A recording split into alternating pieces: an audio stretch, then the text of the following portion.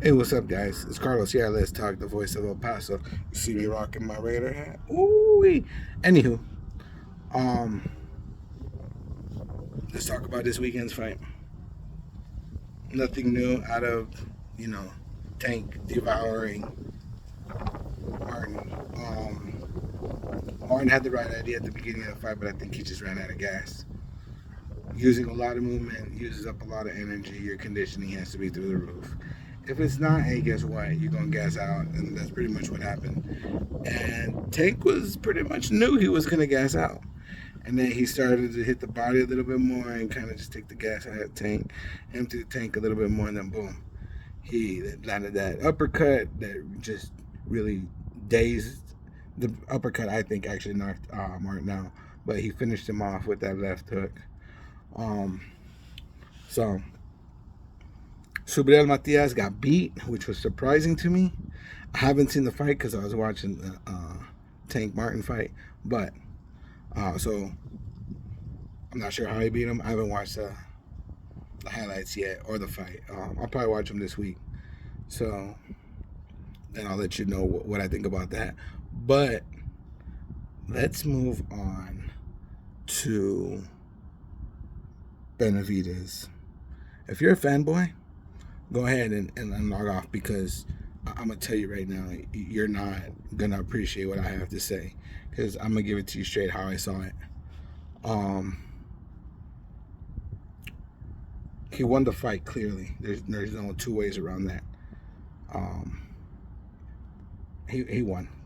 Just it was a one-sided fight. Still throws in combinations. Still very strong.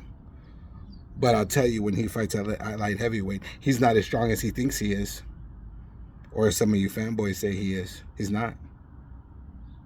Now I know some of you can say, well, you had a hand injury and an eye injury and an ear injury and a hair follicle injury and an ankle injury and a knee injury and an intestinal injury, and he's going to have 1,000 injuries, right? I got that. Okay, sure.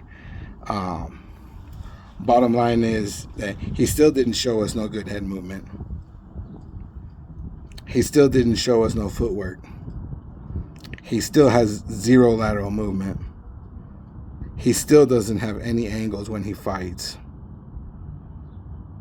He still only walks forward and walks backwards.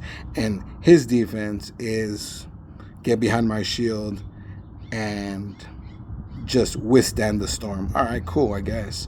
But if he continues to fight at light heavyweight, I guarantee you Bivol owns him. I guarantee you Beterbiev owns him. And I'm going to tell you, I think Beterbiev owns him not juicing. Yeah.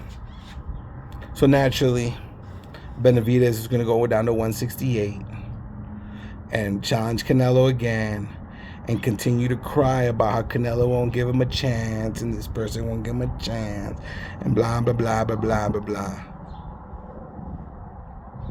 He's not as good as he's made out to be. But I'll tell you this, I will say this. If he gets the right coach to train him on his footwork, to train him on using angles better, on actually teaching him to move right and left, outside of his combinations, outside of his power, he will be an incredible fighter. That way you fanboys don't sit there and say, well, you're being biased. You don't even know boxing. Because that's what y'all say. You don't even know. I do think in about 5 years he's going to be that guy. I don't think he is right now. Because I don't think he's had enough fighters to force him to learn all of those other aspects of fighting. But I think when it happens, he would truly be the monster that they claim he is. Just being real about it. The dude has a ton of potential. I am telling you, me as a fan, I would love to see this fight.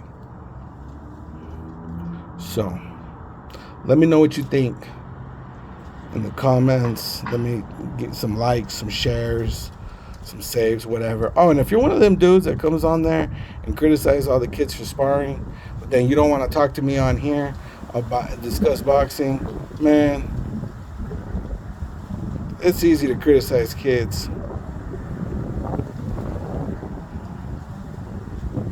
Y'all quick to go in there and talk about the kids aren't doing this, aren't doing that, and yet you don't want to talk boxing with me, which tells me that you're just in there trying to be a troll.